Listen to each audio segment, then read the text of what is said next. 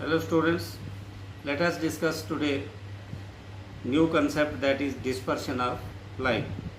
Whenever the incident white light passes through a glass prism, it gets split into 7 different colors. Also you know that visible light is made up of 7 colors, but we cannot see with our naked eye. We can only see when it forms a spectrum or colorful pattern on a screen. We can remember these colors, 7 colors, by a word VIBGYOR, that is violet, indigo, blue, green, yellow, orange and red. These colors get differentiated on a screen, and the splitting of light into 7 different colors is called as dispersion of light, and this colorful pattern is called as spectrum. जब prism में से incident ray गुजरेगी, ये 7 colours में differentiate हो जाएगी. आपने इंद्रधनुष देखा हुआ है, क्योंकि जैसे ही इंद्रधनुष आप देखेंगे तो वो हमेशा सन के अपोजिट बनता है. सन जब सन रेज वाटर ड्रॉपलेट्स जो एक लेंस की तरह एक्ट करते हैं, उनके बीच में से रेज जब गुजरती हैं तो वो विजिबल लाइट जो है 7 डिफरेंट कलर्स में डिफ्रेंशिएट हो जाती है. तो बड़ा सा जो है इंद्रधनुष जो हमें दिखाई देता है, बहुत ब्यूटीफुल जो है वो कलरफुल जो है पैटर्न बारिशों के बाद जो है आप देख सकते हैं. तो वो भी एक तरह का डिस्पर्शन ऑफ लाइट ही है. और आपने देखा होगा कि इसी कलर्स के फैसिनेशन से सीवी रमन जो है वो अक्सर जब समुंदर के ऊपर से जाया करता था तो ये कलरफुल पैटर्न देखता था तो बहुत फैसिनेट होता था, और उसी पर फिर उसने जो है फ्यूचर में फर्दर काम किया और रमन इफ़ेक्ट पे जब काम किया, and he got Nobel prize for India in physics. अगर आपको जनरल नॉलेज में याद होगा, सीवी रमन जो है उसने रमन इफ़ेक्ट्स पे ही काम किया था. तो वो जो कलरफुल पैटर्न है उसको हम स्पेक्ट्रम कहते हैं, और विजिबल लाइट का 7 डिफरेंट कलर्स में स्प्लिटिंग के लिए सेपरेट होने के हम डिस्पर्शन ऑफ लाइट कहते हैं. उस कलरफुल पैटर्न को स्पेक्ट्रम कहते हैं. इसमें जो है सबसे ज़्यादा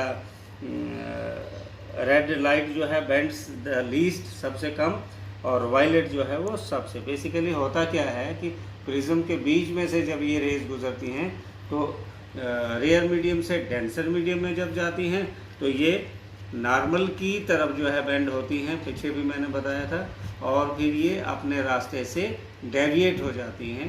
तो वो फिर इनकी वेवलेंथ चेंज हो जाती है, इसलिए वो स्क्रीन पर अलग अलग जगह पे हमें दिखाई देते हैं.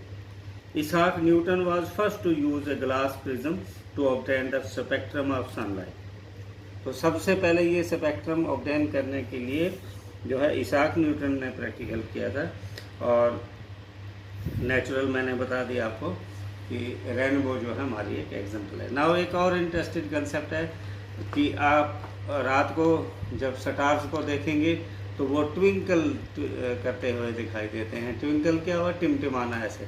आपने पोएम भी पढ़ी है, twinkle twinkle little star how I wonder what you are. तो वो ट्विंकलिंग ऐसे लगता है हमें जैसे वो लाइट छोड़ रहे हैं, जा रहे हैं, छोड़ रहे हैं, बंद कर रहे हैं. तो बेसिकली स्टार्स हमसे बहुत दूर होते हैं, और इसलिए इनको हम एक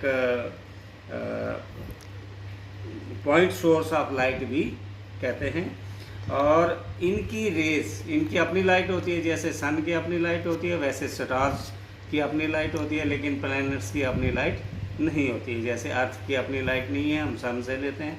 इस सिमिलरली बहुत से स्टार्स सन की तरह जो है एटमॉस्फेयर में हैं, जिनकी they have their own light and they are luminous bodies and everything exist in them in the gaseous form. तो जब रेज एटमॉस्फेयर में से आती हैं तो ये अपने रास्ते से डेविएट होते जाती हैं, और this is called atmospheric refraction. Refraction concept मैंने पिछले चैप्टर में आपको बताया था कि एक लेयर से दूसरी लेयर से तीसरी लेयर, जैसे जैसे हम अर्थ से ऊपर की तरफ जाते हैं तो एयर की डेंसिटी जो है वो चेंज होते जाती है। तो इस डेंसिटी के कारण जो है डिफरेंट लेयर्स डिफरेंट मीडियम की तरह एक्ट करते हैं। मान लो कि हर एक लेयर एक प्रिज्म का काम करती है, दूसरे प्रिज्म का काम करती है, तो हर एक मीडियम में ये बेंड होते होते होते तो लास्ट में जैसे हम अर्थ के नज़दीक पहुंचती है तो ये हमें ज़्यादा ब्राइट दिखाई देती हैं, और इसी वजह से ये हमें ऐसे अपीयर होता है कि स्टार जो है वो ट्विंकल कर रहे हैं। बेसिकली वो ट्विंकल नहीं करते हैं। तो ये छोटा सा कंसेप्ट है, आपको एग्जाम में क्वेश्चन आ सकता है, व्हाई डू स्टार्स ट्विंकल। तो आज हमने किया डिस्पर्शन ऑफ लाइट, और उसके बाद किया हमने why do stars twinkle. Thank you very much.